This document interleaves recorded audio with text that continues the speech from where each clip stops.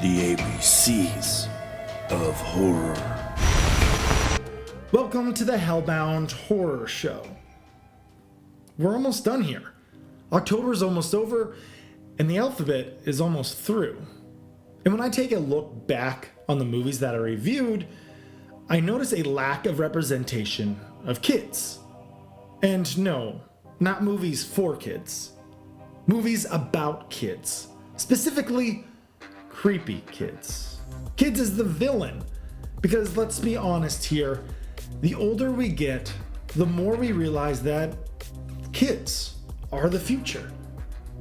And that's the scariest thing I've ever heard. So, join me as we dive into the Necronomicon and see what kind of horror awaits us.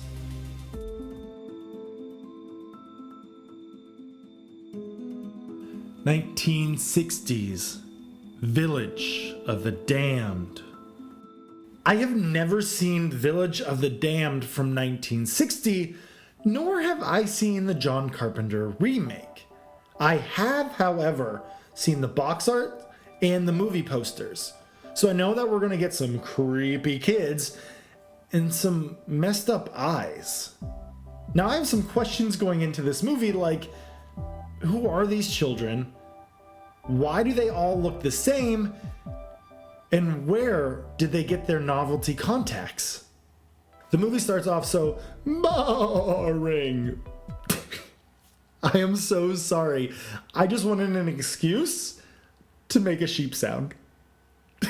We're introduced to a small British town of Midwich. Dr. Zellaby picks up a ringing phone and asks the caller to bring him a book. But, what was the name of that book again? Talk about a major brain fart. I'm only playing around. He just seemingly tops over dead. We're only a minute into the movie, and the first character that we're introduced to is lying on the floor, not moving. Now that is a way to start off a movie. But that's not even the worst part. The camera takes us all throughout town, and we see that everyone is on the floor, lifeless. This is actually really unsettling.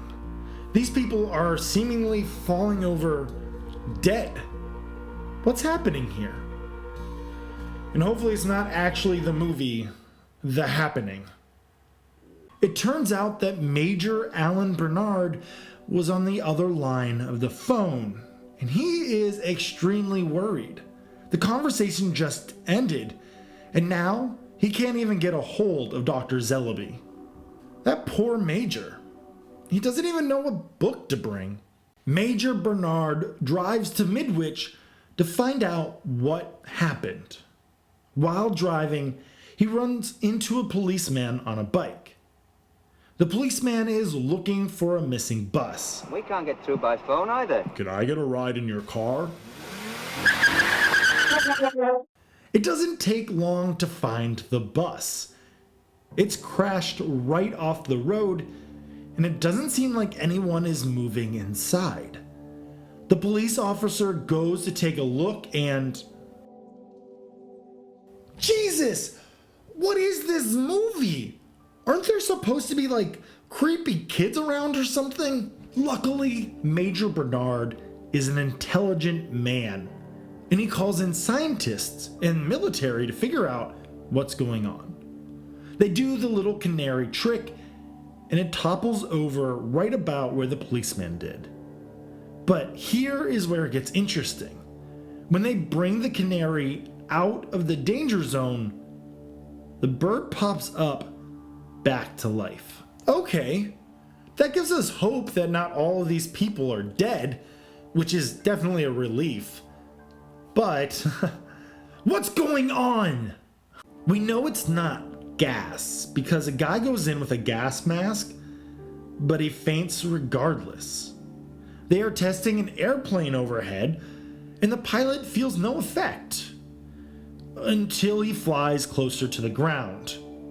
He passes out, and I don't think he survived that one.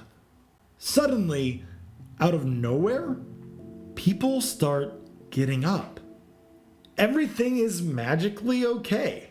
There's no major side effects to the people who were knocked out, except maybe a bruise from the fall. Whatever happened, it was unexplainable. But good news! Dr. Zellaby's wife is pregnant. Apparently they had been trying to have a baby for a while now, so that's fantastic.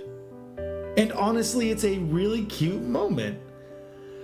Until it cuts to another woman who is also pregnant. And then another. And this one is still a virgin.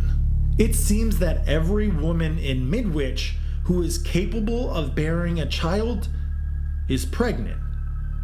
And this movie keeps outdoing itself. It's slowly unfolding, and each reveal is more interesting than the last. And of course, because it's a horror movie, all these babies are developing much faster than a normal baby would. What? Are these ladies gonna give birth to a giant larva? Actually, no. The doctor in town does x-rays and finds out that the babies seem perfectly healthy. Perfect. Textbook examples of what a baby should look like inside the mother. Eventually, the babies are born, and I know what this will inevitably lead to. Creepy children, and creepy is right. All of these babies are born early, before the due date, and all born on the same day.